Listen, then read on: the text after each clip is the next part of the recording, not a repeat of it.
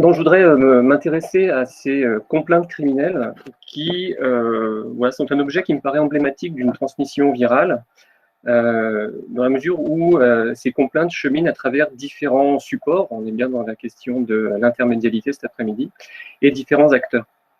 Alors, les complaintes criminelles, elles désignent en fait davantage un corpus de chansons qu'un type de document particulier, et je vais m'appuyer sur une base de données pour laquelle je vous ai mis un lien dans la partie de chat, si vous voulez aller y faire un tour. Et la base de données, donc complaintes criminelles en France, 1870 à 1940, qui a été constituée par Jean-François Hensen sur le site Criminaux Corpus. On a ainsi accès à un corpus de plus de 1000, on est à 1100 et des poussières, je crois, chansons qui sont consacrées à la relation de crimes horribles, sanglants ou pathétiques. Tout ça étant aussi évidemment en lien avec tous les développements des récits de crimes dans la littérature de la presse, qui est étudié par Dominique Khalifa, qu'on entendait ce matin. Quelques mots un petit peu pour présenter cet objet, à partir des travaux de Jean-François Hensen. Ce corpus, son histoire et surtout la manière dont il s'est matérialisé en un objet éditorial qui est assez identifiable et qui s'est stabilisé en quelque sorte au cours du XIXe siècle. Vous avez des complaintes qui, d'une part, circulent sous la forme de placards, de grands placards, et d'autre part, d'autres qui vont circuler dans des petits formats, consistant en une feuille imprimée, souvent pliée. Ces deux types de complaintes imprimées vont évidemment pouvoir être illustrées, mais ce n'est pas toujours le cas. Certains contiennent une seule complainte ou bien une complainte ou plusieurs complaintes et une complainte et d'autres textes consacrés à une affaire. Certaines feuilles peuvent se consacrer à une seule affaire criminelle ou au contraire assortir plusieurs crimes remarquables. Donc on a une variété de contenus, même si les formes et les supports se stabilisent autour de ces deux formats. Alors pour l'essentiel, la complainte criminelle, il va se ranger donc dans la catégorie je dirais des éphémères que j'ai pu étudier par ailleurs à travers ce programme dont tu as parlé, Julien, dans des travaux de ville aussi, que des imprimeurs peuvent écouler à prix modique par la voie des colporteurs, des camelots, dont Jean-Yves Mollier a montré le rôle au XIXe siècle. Ce qui est assez remarquable dans la base de données que vous avez sous les yeux, c'est que certains imprimeurs sont vraiment spécialisés dans cette production, et ce jusque assez tard finalement, dans le XXe siècle, jusque dans les années 30. Surtout dans un clivage Paris-Province, où c'est assez bien représenté chez les petits imprimeurs provinciaux, tandis que les producteurs parisiens vont se tourner, justement au moment de la Belle Époque, vers des occasionnels consacrés plus largement aux actualités et aux affaires politiques. Alors la complainte criminelle se situe finalement au confluent de plusieurs objets. Elle hérite d'une part de la tradition des canards de l'Ancien Régime, ces feuilles imprimées qui étaient généralement vendues à la période des exécutions publiques, et qui comportait souvent le récit du crime, le rappel du jugement, la conduite et le repentir des condamnés, et un dessin supposé, souvent imaginaire, de la scène. Les complaintes sont aussi tributaires de la vaste production de chansons, évidemment, qui ont repris l'héritage des chansons de rue de l'Ancien Régime, qui ont contribué à façonner l'espace public au XIXe siècle, et puis qui se sont massivement diffusées sous forme de feuilles volantes et de partitions. Et la complainte, elle doit être également mise en regard de la presse dans une relation de concurrence et de complémentarité. Concurrence tout d'abord, parce que je vais reprendre un propos donc toujours de Jean-François Hensen. Souvent, parfois en tout cas, les quotidiens finissent par contester le rôle informatif du canard, tandis que les suppléments illustrés des quotidiens renouvellent de leur côté l'imagerie des faits divers. Donc il y a une concurrence sur ce terrain-là. Complémentarité aussi, car des reprises et des échos peuvent s'observer entre ces éphémères, et la presse. La complainte imprimée va s'appuyer sur la notoriété d'un crime révélé par le quotidien, et le quotidien, à son tour, peut évoquer parfois la production de complaintes comme signe de l'émoi populaire suscité par une affaire. Alors, je voudrais prendre un exemple, un seul, significatif de cette relation assez ambiguë d'échange, de concurrence, parfois un petit peu de mépris aussi de la part de la presse. Et cet exemple, il est fourni par une complainte publiée le 24 avril 1895 dans le Courrier de l'Allier, journal local qui s'intéresse au crime du Châtelet, un crime où, pour le dire vite, un couple de vieillards avait été victime d'un vol et d'une agression de la part de deux frères. Alors l'article, en fait, n'évoque pas directement le crime, mais la complainte qui lui a été consacrée, et que vous avez sous les yeux, j'espère que vous la voyez assez bien. Donc cette complainte, elle est vendue sur le marché du village par des camelots, et les habitants visiblement se l'arrachent. Le ton du journaliste est assez condescendant lorsqu'il évoque les couplets qu'il qualifie de riches de rimes, de ponctuation et de fautes d'orthographe aussi. La citation intégrale de la complainte apparaît ici comme une dévaluation ironique, mais elle participe surtout d'une vengeance journalistique, parce que c'est justement parce que la complainte porte la mention reproduction interdite que le quotidien la reproduit, en réponse au chansonnier qui, lui, avait, je cite l'article, très consciencieusement reproduit en tête de sa complainte la relation du crime publiée par Le Courrier. Donc échange de bons procédés. Le plus souvent, en fait, la complainte criminelle agit comme un média localisé, oralisé, qui prend le relais de la presse écrite pour ancrer le fait divers dans des stéréotypes, en tout cas des constructions mythiques, morales. On a toujours des thèmes qui sont récurrents, l'innocence de la victime, le caractère monstrueux du criminel ou des criminels, l'appel au châtiment, à la vengeance, qui font partie des motifs obligés de la complainte criminelle. Et en ce sens, la complainte fait partie d'un dispositif médiatique autant que mémoriel, qui articule le temps très court, en tout cas le temps court du fait divers, et le temps long d'une mémoire beaucoup plus ample. On peut trouver un exemple assez éloquent de cette articulation dans l'affaire de l'enfant crucifié de Riedisheim, près de Mulhouse. Alors, je vais partir du fait divers tel qu'il est évoqué le 15 mars 1891 dans le supplément littéraire illustré du Petit Parisien. Vous l'avez ici, j'ai encadré l'article qui fait mention de cette affaire. Et ici en bas, j'espère qu'elle est assez visible, on aperçoit l'illustration de la scène. Donc, de quoi s'agit-il? Résolu à châtier son fils parce que celui-ci avait commis une quelconque bêtise, un père le suspend à une poulie et lui cloue les mains à un mur. Donc, supplice atroce, comme le dit le Petit Parisien. Alors, on comprend évidemment que cette affaire est plus choquée, non seulement par la cruauté des faits, mais parce que la symbolique de la crucifixion, du sacrifice du Fils, renvoie évidemment au fondement même du christianisme. La référence religieuse, pourtant, n'est pas convoquée par le Petit Parisien, qui insiste plutôt sur l'image, je cite, du Père dénaturé. Par ailleurs, l'article reste assez factuel et se présente comme la reprise de sources indistinctes. Les journaux en ont parlé, nous dit l'article, comme si cette notoriété justifiait et autorisait la publication de cette nouvelle. Alors, le vague laissé sur les origines de l'information tient évidemment au fait que Riedisheim est alors en territoire allemand. Et dès lors, les complaintes, quand elles se réapproprient ce crime, permettent de voir comment le fait divers est réinterprété dans une perspective politique, patriotique, identitaire. L'exemple suivant le suggère, vous avez ici une complainte publiée par un éditeur parisien, Léon Baudot, vous avez le recto et le verso. Là aussi, on a une image qui représente la scène, imaginez évidemment, du supplice. Et ici, dans l'encadré vert, on ne voit pas très bien, mais faites-moi confiance, c'est le texte de la complainte. Donc, ce canard, hein, le petit martyr alsacien, un père bourreau de son fils, reproduit le récit détaillé des faits, donc c'est l'essentiel de la mise en page ici, et la complainte en 6 couplets. Et apparaît dans ce récit comme dans la complainte une circonstance évidemment aggravante pour le père. Il n'est pas alsacien, mais il est bavarois. Et à ce titre, il devient une figure de la barbarie allemande, tyrannisant une mère pieusement attachée à la France et sacrifiant un fils dont, je cite, le premier mot fut le nom de la France. Donc l'enfant devient un patriote martyrisé par l'envahisseur germain. Et le stéréotype s'installe. Au cours de la chanson, on a ces paroles. Et le martyr cria « Vive la France !» puis souriant, il attendit la mort. Donc l'enfant héros de la patrie. Le constat est analogue avec une autre complainte, parue dans un autre canard, du même éditeur, Le petit martyr alsacien ou l'enfant crucifié. Donc c'est une variante finalement de la complainte précédente, avec une feuille qui rassemblait plusieurs faits divers. Donc cette fois, on a un auteur de la complainte, l'acapi, on a un air qui est donné, et le refrain résume la tonalité de l'ensemble. Le refrain consiste en ceci: il connut la souffrance, pauvre petit martyr, cet enfant pour la France, bientôt devait mourir. Alors là, c'est une première strate, si vous voulez, dans cette reconstruction de l'affaire criminelle.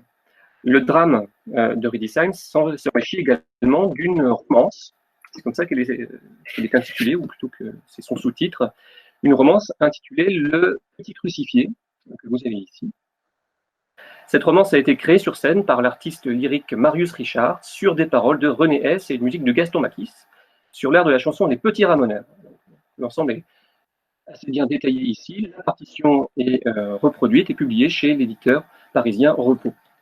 Ici, le père, le bourreau, y est décrit comme, je cite, un vil serviteur des Germains qui châtie son fils, resté attaché à la France, et son fils qui criait l'amour de la patrie jusque dans son agonie.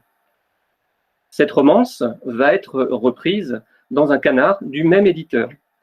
Donc, vous avez ici une fille originale à gauche, et le texte de la complainte va être repris dans une publication ultérieure, ici dans l'encadré vert, aux côtés d'autres crimes contre l'enfance. C'est un petit peu le best-of de l'année des crimes contre l'enfance qui sont rassemblés. Et cette fille sur les crimes contre l'enfance rassemble, je cite, les chansons complaintes sur les attentats commis dans l'année.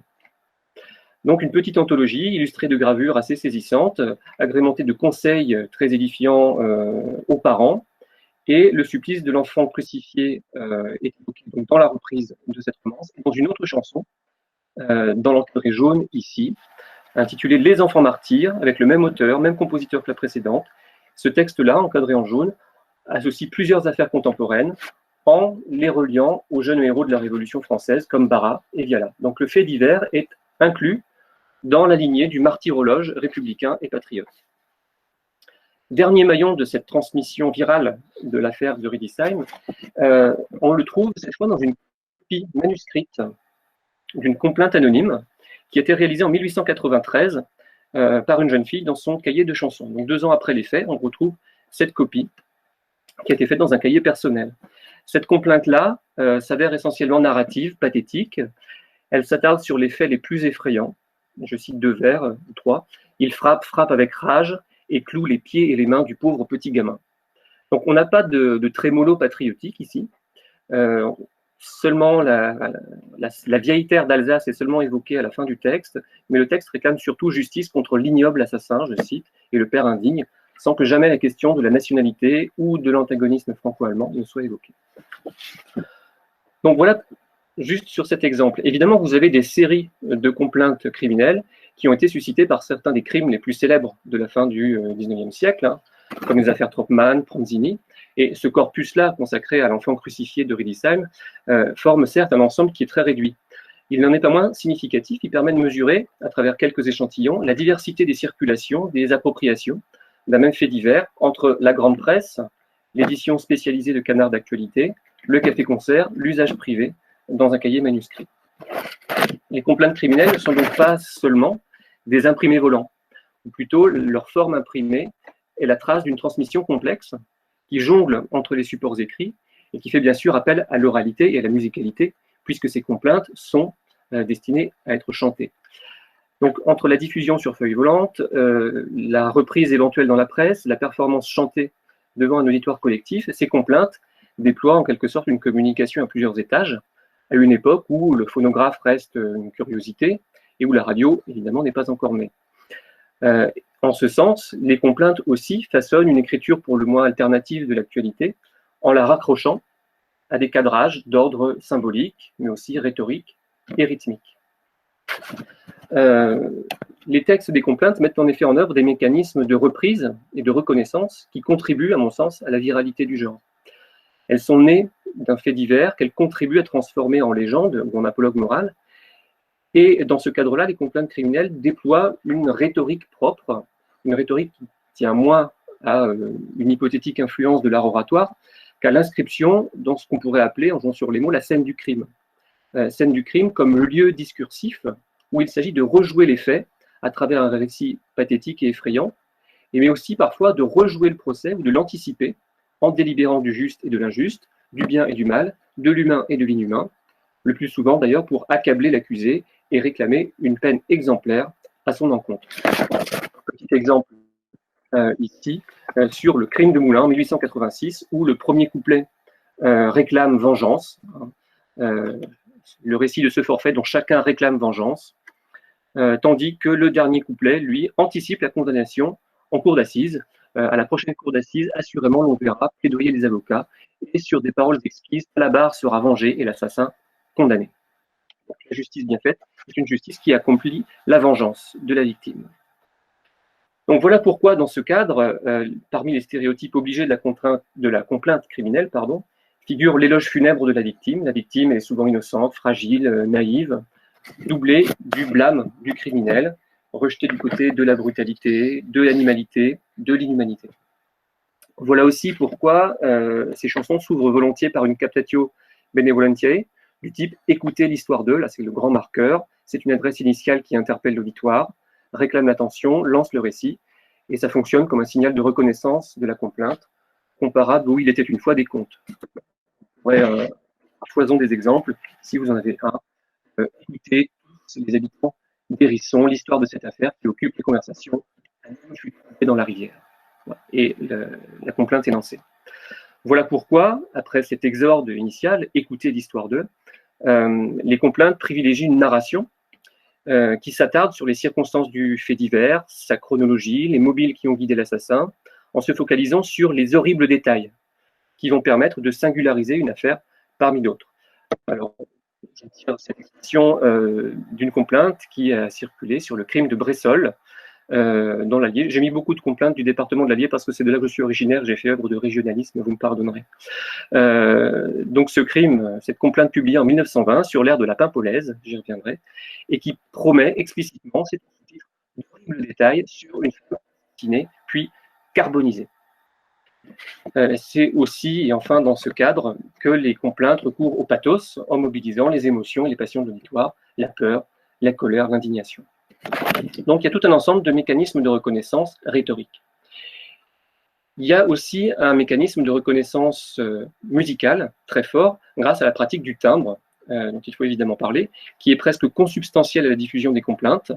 Le timbre, c'est cet air préexistant, souvent déjà connu de l'auditoire, qui est souvent annoncé en tête de la chanson, sur l'air de. Parfois aussi, le timbre étomique n'est pas indiqué, ce qui suggère que le vendeur pouvait chanter pour indiquer la mélodie à ses acheteurs.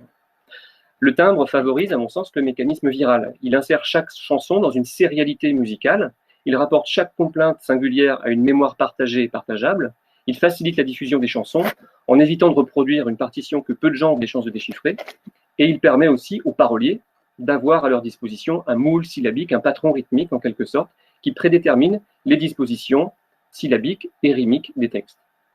La popularité de certains airs dans le corpus des complaintes criminelles de la Troisième République montre qu'ils sont devenus de véritables fabriques à chansons.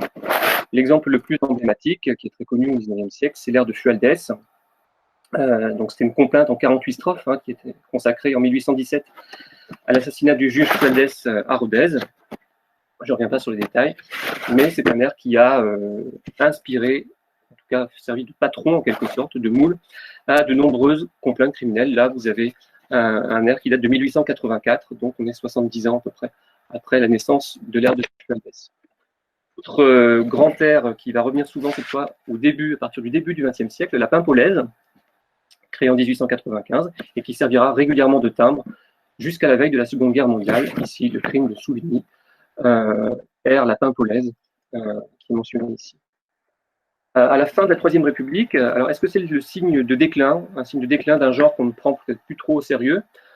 Certaines complaintes des années 30 se chantent sur l'air de Quand on s'aime bien tous les deux, et qui est une vraie romance, une très belle chanson d'amour. Donc là, on a un contre-emploi ironique qui suggère peut-être une forme d'auto-parodie. Là, vous avez deux complaintes, un terrible drame et une tragédie sanglante qui se chantent sur l'air de Quand on s'aime bien tous les deux. Dans les mécanismes de reproduction, de réitération qui insèrent ces chansons dans des séries significatives, il faudra enfin faire place au graphisme et à l'illustration. On en a parlé ce matin, je ne m'y attarde pas, dans la mesure où une partie notable des complaintes imprimées comporte des gravures représentant la scène du crime, le portrait réel ou imaginaire des victimes et des assassins, le moment de l'arrestation et du jugement. Juste un exemple, ici vous voyez l'importance ici de l'illustration, avec une scène un petit peu passe-partout finalement, de jugement qui pourrait être réemployé éventuellement pour d'autres affaires. On a d'autres complaintes dans la fin de la période qui vont intégrer, parfois, ça reste moins important, des photographies aussi. Je conclue rapidement ce parcours par deux hypothèses, deux remarques d'ordre général. La première d'ordre politique, pourrait-on dire. La circulation intermédiaire de ces complaintes articule des échelles spatiales différentes, où le fait divers régional se raccroche à des prototypes textuels, musicaux, visuels, largement partagés sur le territoire. Autrement dit, la complainte, tout en possédant un fort ancrage local, contribue aussi à sa manière à la construction d'un espace public national dans cette France de la Belle Époque. Sur un plan plus médiologique, en quelque sorte, penser la culture de la Belle Époque en termes de viralité, c'est aussi une invitation à enquêter sur l'archéologie des médias modernes. Et dans cette perspective, les complaintes criminelles de la Troisième République apparaissent comme un média audiovisuel populaire que la concurrence conjuguée du quotidien, du magazine, de la radio et du gramophone rendront caduques. Ce vaste corpus n'en a pas moins laissé des traces.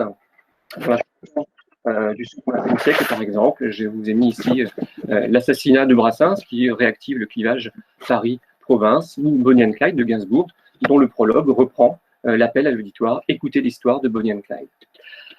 Des traces aussi dans l'avant-garde poétique, avec la grande complainte de Fantomas de Robert Desnos, création radiophonique de 1933, qui pastiche très clairement le genre. On observera que dans ces recyclages modernes, la figure du criminel est systématiquement revalorisée, loin de la condamnation morale qui était le mythe dans la plupart des complaintes criminelles.